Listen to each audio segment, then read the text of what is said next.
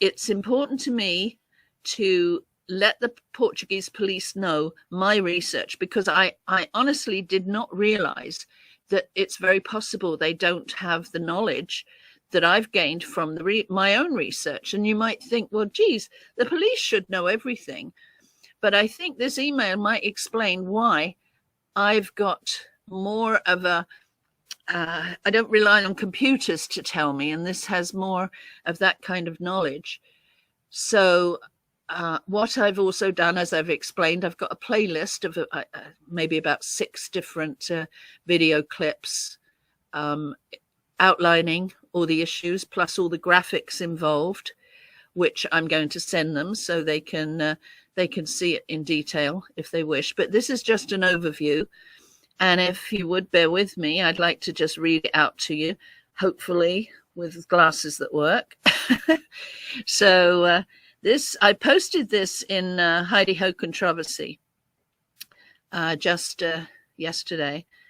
And it's, it's just to inform the Portuguese police as well as everybody else that we're going to CC it to, including Natasha Don at Portugal resident, Hernani Carvalho. I'm not sure about Mita Flores. There's several people that we're going to CC this to, because I want to make sure that everybody has at least known and understand what I have come up with. If it means nothing, so be it. That's not the issue. I'm looking for to be right. I just want to make sure that they see it and it can be considered. So this is what I posted. Goncalo Amaral recognized in his latest book that it was possible that something happened to Maddie earlier in the week, but there's no explanation for Maddie being seen during the week. My research has made an explanation for the CRECHE deceit possible. So after taking clips from my different live streams, I put together some videos with Portuguese translations where possible, and that is for Goncalo Amaral or anybody else that can't speak English. And I hope that the PJ may find some of the research of use. I have added the playlist of those videos to this post, and I will be adding examples of some of my research and graphic on the following replies. So, and of course, some of it is hidden, but that's okay, I'll guess. For 4 years, I did in-depth research on the witness statements. That's from 2008 to 2012, analyzing and comparing each day of the holiday and compiling them into timelines and timetables. So from this, I was able to see the many discrepancies that seemed to start occurring on Tuesday morning of the holiday and continued until after the police arrived on Thursday night. Now, I didn't focus on simple memory issues. That was important, but discovered many questionable contradictions, leading me to believe that the story given for that week was contrived to fit with a narrative. There was something odd with it. The first question I asked myself was why? Now, a normal holiday timeline related from several people would have many differences, whether affected by memory or perception, but the details would be trivial and follow a basic timeline agreed by all the Tapas 9, according to their individual activities. Darn, it's got an overlay over the top, so I can't read it all. The timetables comparing all of the Tapas 9, sometimes with 15-minute intervals. The discrepancies showed me some highly suspicious inconsistency. I recorded many of these discrepancies into graphics and subsequently into reference videos compiled in 2011 and 2012. I will include a few examples, but had many timelines, 300 or more. Actually, it's probably double that, graphics and videos. I have never looked to make anything fit. What I do, and most people who know me know this, I rely on the files and the information I compiled telling me the story. So I don't seek out, does this fit? I hear these things and I think, okay, why? And that's when I come to my conclusions. The discrepancies discovered from Tuesday morning onwards told me that something seemed to be amiss and there was a need to cover up the truth. So at this point, I asked myself, why? So something that happened to Maddie earlier in the week. Did something happen to Maddie? One major thing to keep in mind is that after 15 years of research, I have never found anything that contradicts my thoughts on what happened. In fact, there's only ever been things that explain some of the questions. A few years ago, I compiled a CRECHE graphic to put all the details into an easy-to-view format, not realizing how important it would become. For those of us that believe something happened to Maddie earlier in the week, I felt it was our responsibility to explain the CRECHE deceit. But up until about 4 years ago, any explanation eluded me until one day while posting in a forum, using the CRECHE graphic, I had a light bulb moment. I'll never forget that, I tell you. And having retained details of the week in my head, I realized how they all fitted into place, and that my belief of how they would have been able to deceive everyone into thinking Maddie was in the creche was really quite simple and cunning. And hang on, I have to find the next one because it's all out of sync here. I'm fully aware that the files we have available are a minimal amount compared to the intelligence and the details known by the police. And that's in any case that's being discussed online. We may have files, we may have information, but it's a portion and they're going to hold back the important bits. So I'm well aware of that. But from the info that we do have, I feel very confident about my findings from the research I have done, and as mentioned, I've never been advised of anything that contradicts my findings, and that's an absolute. Nothing that I've ever heard since 2008 has ever made me think, oh golly, I've said that and that doesn't fit. Never. It just seems to confirm and answer lots of questions.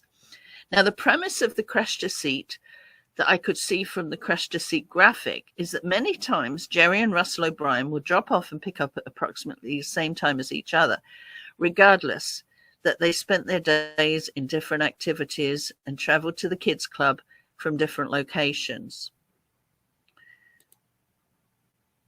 Since 2008, I'd recognized that very often one child had been signed in and only one child was signed out, Madeline and Russell's daughter, but it wasn't until Wednesday morning that the routine was slightly different and questionable. It was raining that morning, so no tennis, and the twins were dropped off earlier than usual, but Madeline was not dropped off 10 minutes later at a creche as usual. Instead, it was sometime later, and even though Russell was at breakfast at the Millennium and Jerry was at the Ocean Club, both Jerry and Russell dropped off their daughters at the same time. Now that, it's starting to come to me at this point. I recall Diane Webster had made a comment in her statement that she saw Jerry and Kate at the Millennium that morning, but didn't recall them eating breakfast. And they always said they never went to the Millennium for breakfast. I realized it was possible that after dropping the twins off, Jerry and Kate went to the Millennium and immediately, along with Russell and his daughter, walked to Maddie's kids' club together. I then realized that this is how they may have accomplished the CRECHE deceit if something happened to Maddie earlier. Russell O'Brien's daughter and Maddie were very similar in appearance and only 3 months apart in age. Is it possible that Russell sent his daughter into the creche and Jerry walked in alongside, giving the illusion to the nannies that it was Maddie he entered into the creche with, and subsequently, when they were later asked in their interviews, they would recall seeing Jerry and presumed he was with Maddie, when in reality it was Russell O'Brien's daughter. I have a graphic compiled with every witness statement declaring that they've seen Maddie, but not one, except Fatima, the cleaner's daughter, on the Sunday lunchtime, have details that show proof it was Maddie that they saw. I compiled a playlist of video clips taken from YouTube live streams, and wherever possible, I've re-recorded with Portuguese translations to make them available for Gonçalo Amaral to view if he chooses. And these are just portions of the lives. They're not the full lives. Following his last book release, I saw an interview with Hernani Carvalho where Gonçalo claimed it was possible that something happened to Maddie earlier in the week, but he could not be considered because the CRECHE deceit could not be explained. Well, I feel very confident that the details above, the details I have laid out, may help to explain. In closing, I'm hoping that my research may be of interest, and in particular, may help explain how the McCanns were able to deceive everyone into believing Maddie was still active in the Ocean Club that week. There are, of course, hundreds of my graphics and videos showing the huge discrepancies of the week and why I believe it was likely that something happened earlier. And what I want you to know is that I stand behind everything that I've compiled, and I've never tried to make any of the details fit a theory. I always have allowed the files to tell the story. And that's really important to me. I've seen too many people figure out something and try and make it fit. No, that's not what I do. I want to thank the Portuguese police and Gonçalo Amaral for the huge effort to find the truth in this case. And for Portugal, we mustn't forget Portugal, having to endure the financial strain of this disappearance. I realized the need for the McCanns to promote an inept investigation and made a video to highlight the respect I have for the reality of the police investigation. And thanks to everyone for taking the time to read the summary of a small part of my research. And yes, it was a very small part.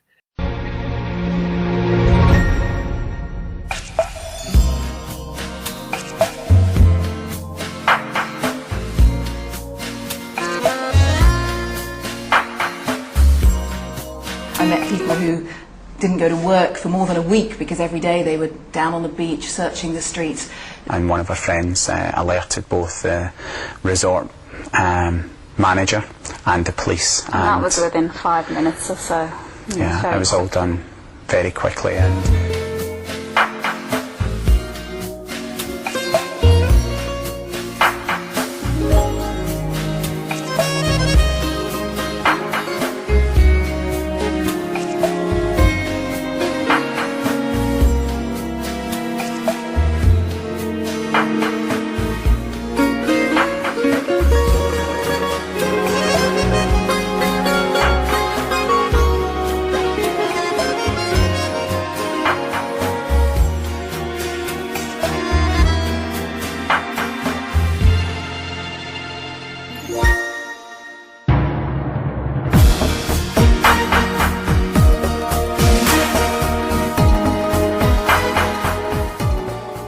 testimony of the Ocean Club's manager, when the GNR patrol arrived on location, the child's father threw himself at the officer's feet like a praying Arab, completely out of control over his daughter's disappearance. The same scene was repeated, according to the officers, in the couple's bedroom. It was past midnight when the GNR warned the Polícia Judiciária. I was immediately informed and took the appropriate measures. Searches were carried out in the region. The Spanish authorities were warned and the borders were controlled. The largest search operation ever to be carried out in Portugal was organized. During several days, hundreds of officers from the GNR, firemen, volunteers and members of the Polícia Judiciária thoroughly searched over 200 square kilometers. A gigantic search operation. No search in Portugal had ever included such means and so many people. Everything is checked and checked again. The borders were watched, all sorts of vehicles are searched. The effort does not succeed. The child does not appear.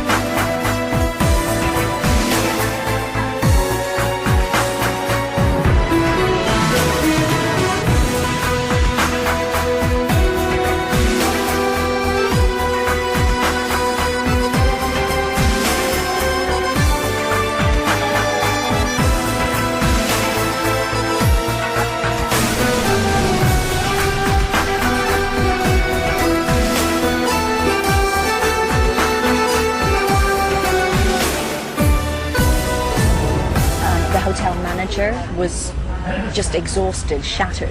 He was beside himself, giving a few interviews early that morning.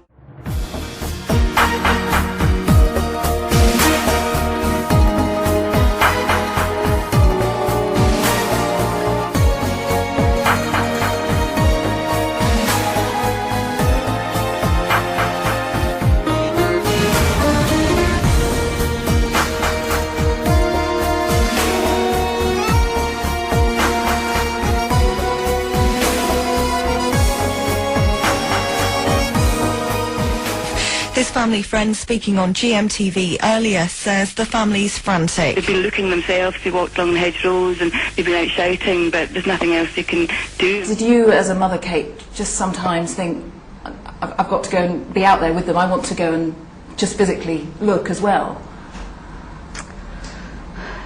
I mean, I did. Might not be physically searching, but we've been working really hard. And they've been looking themselves, they walked along the hedgerows and they've been out shouting, but there's nothing else they can do unless they get some support from the police over there or the police here. That's Jill Rennick.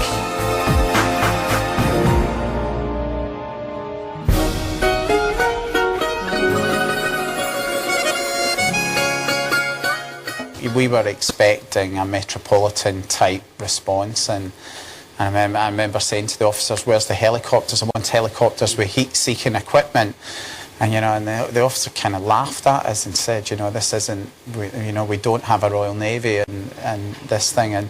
And you just want everything done, and you want the world to stop and scream, and the response, was slow. And that's been one of the hardest things for us, because, Madeline could have been moved very easily, and the Spanish border's only about 90 minutes away, and obviously you're on the Mediterranean, and one of the aspects of why we are campaigning internationally is because she could have been taken anywhere.